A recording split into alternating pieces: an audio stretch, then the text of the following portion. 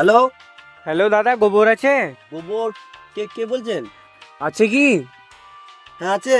তা খেয়ে নাও। কে কে বলছেন আপনি? The next day. Hello, hello, বলছি দাদা গোবর আছে? বললাম তো আছে। তো খেয়ে নাও না বাড়া। আচ্ছা জ্বালাচ্ছে তো। The next day. Hello, hello, বলছি দাদা গোবর আছে? হ্যাঁ বললাম তো আছে। তা খেয়ে নাও। আরে সোর বাচ্চা, কে বলছিস? কে তো আও সামনে আয়। কি রে ভাই, কিসে এত টেনশন করছিস? আর বলি না মারা, রোজ আমার ফোনে ফোন করছে আর জিজ্ঞেস করছে গোবর আছে। এবার আমার গোয়ালে গোবর আছে, আমি বলছি গোবর আছে, আর বলছি খেয়ে নে।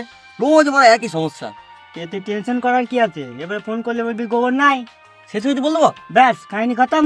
ঠিক বলেছি।